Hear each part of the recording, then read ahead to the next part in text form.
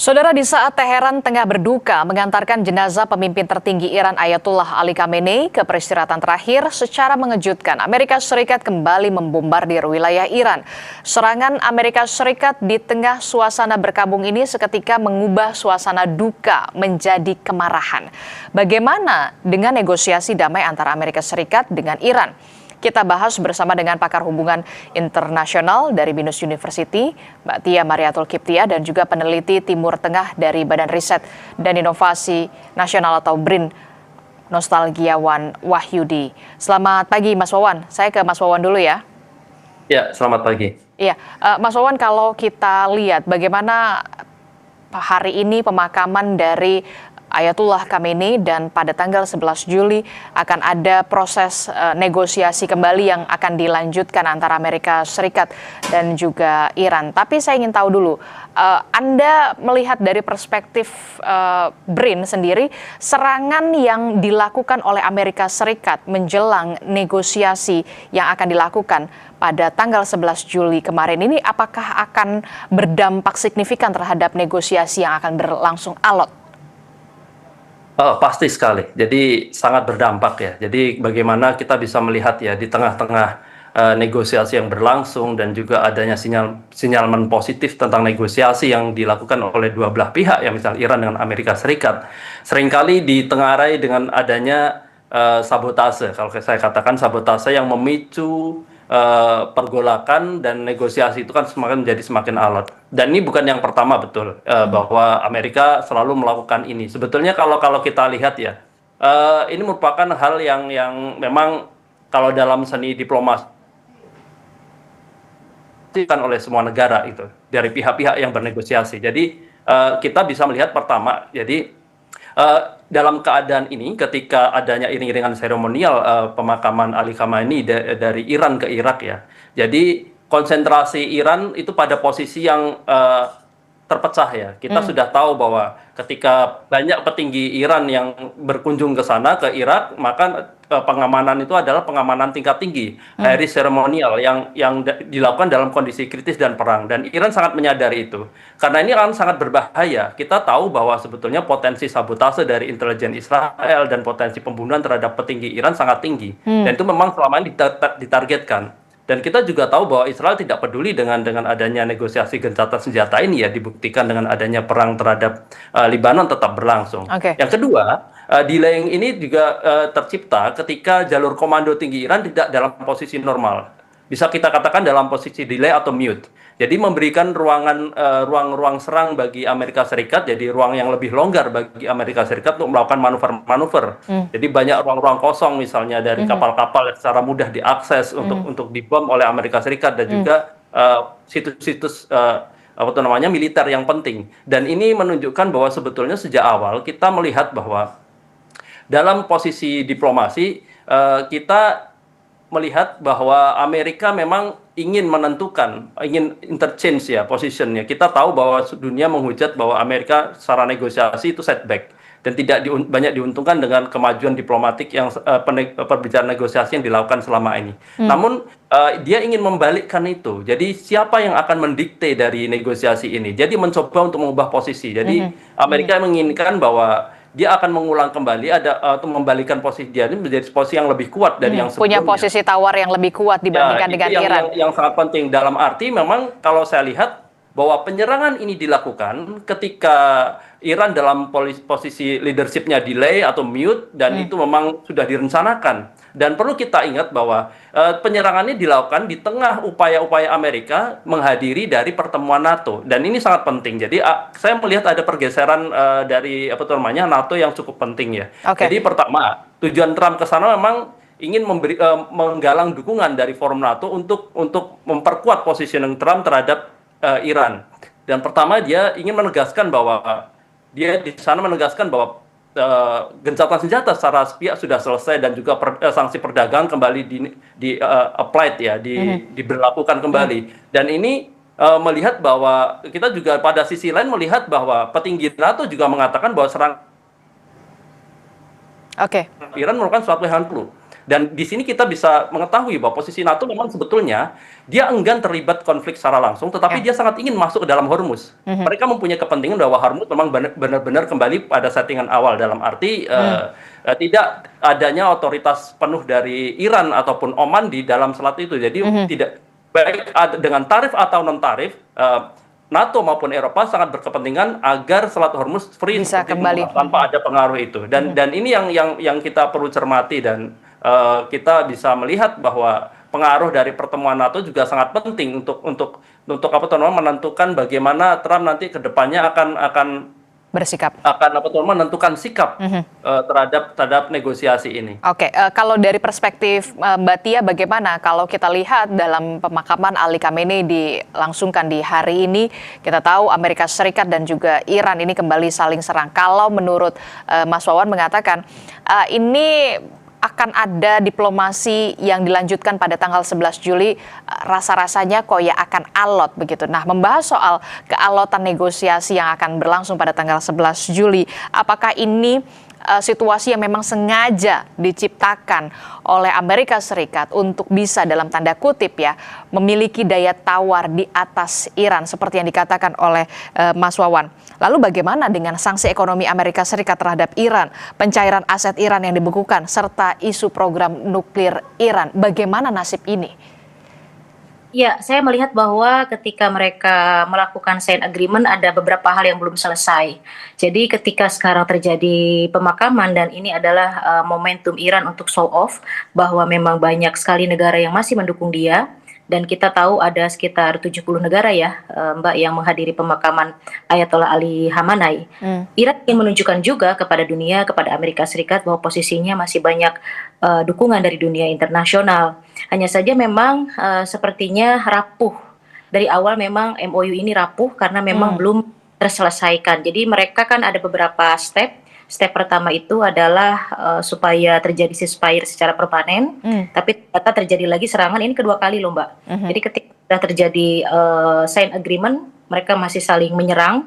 Kemudian yang kedua, karena memang posisi Hormuz ini sangat strategis baik untuk pihak Amerika Serikat ataupun Iran, jadi ini harusnya diselesaikan Hormuz ini.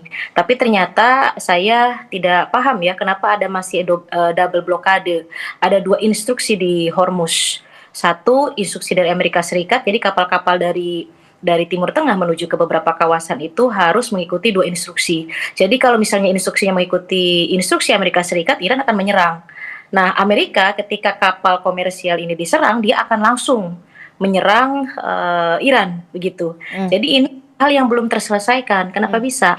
Tanda tangan di Swiss mereka sudah menyetujui poin-poin agreement ada 3 tahap, tapi prakteknya konteksnya masih double blokade, Amerika masih di situ. Harusnya kan sudah ditarik. Sudah ditarik, kemudian Iran juga sudah membuka Hormuz dan tidak memungut fee.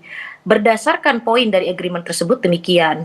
Tapi kalau misalnya blokade masih ada 2 instruksi di situ, artinya masih ada double blokade dong kalau 2 instruksi di situ. Nah, ini kan penyakit, Mbak. Ini adalah hal yang memang akan menyebabkan ke depan perjanjian ini rapuh dan kita tidak tahu ya nanti untuk berikutnya pertemuan antara Iran dan Amerika Serikat ini akan mulus atau tidak. Karena belum apa-apa kan sudah seperti ini begitu. Sudah susah kita menganalisisnya. Tiba-tiba lagi serangan dengan alasan Iran duluan menyerang. Tapi ketika kita cek datanya ada double instruksi di situ. Kenapa bisa terjadi seperti ini? Berarti kan belum clear ketika perjanjian itu ditandatangani.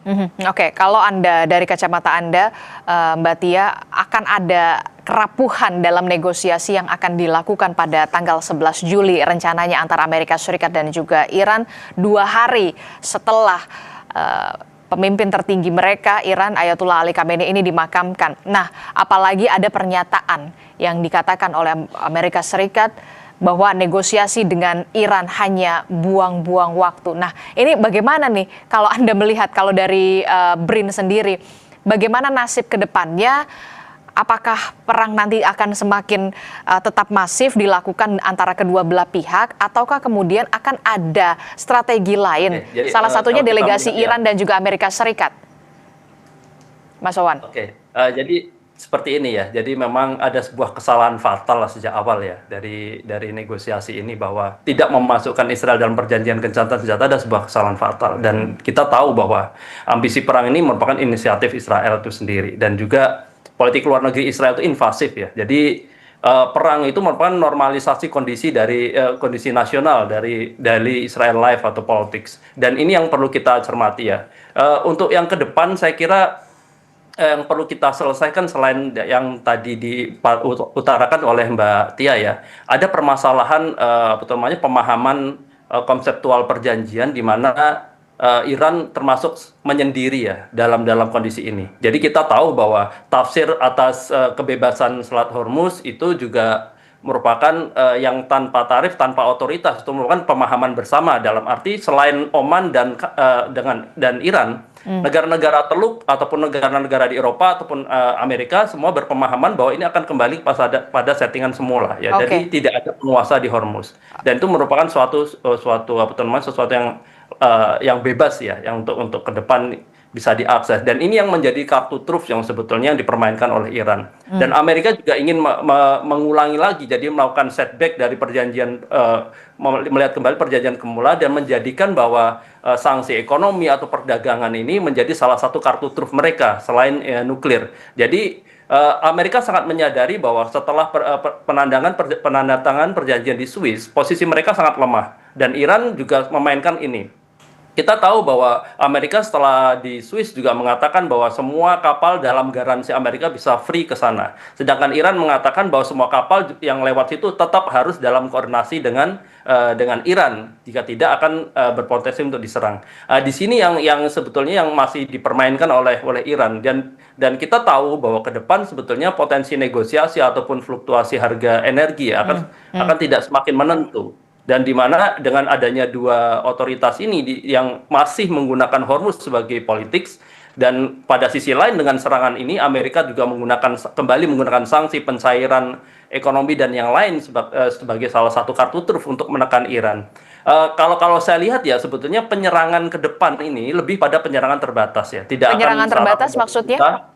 Tidak akan secara membuta sampai menghancurkan Iran sama 100%, atau Iran akan menyerang kapal Amerika secara total ya, menghancurkan kapal Amerika yang ada di Hormuz, tidak. Jadi perang ini akan digunakan sebagai perang skala terbatas untuk melakukan tekanan negosiasi. Jadi upaya-upaya untuk pembicaraan tanggal 11 itu kemungkinan tetap ada dilakukan oleh Amerika dengan Iran, tetapi dengan sesuatu yang lebih alot. Dalam arti mungkin Iran akan lebih susah menerima ya dibandingkan Amerika Serikat. Pada titik tertentu ya, ketika serangan terjadi, Trump tetap dengan tim negosiasinya mengatakan bahwa Amerika akan menyudahi ini sebagai titik terang. Oke, kalau dari Mas Wawan punya perspektif perang ini akan secara terbatas untuk menekan negosiasi. Itu artinya bisa dikatakan negosiasi yang akan dilakukan pada tanggal 11 Juli mendatang, Mbak Tia, ini hanya negosiasi dalam tanda kutip ya, berjalan di tempat. Walaupun kalau kita lihat kalkulasi politik Amerika Serikat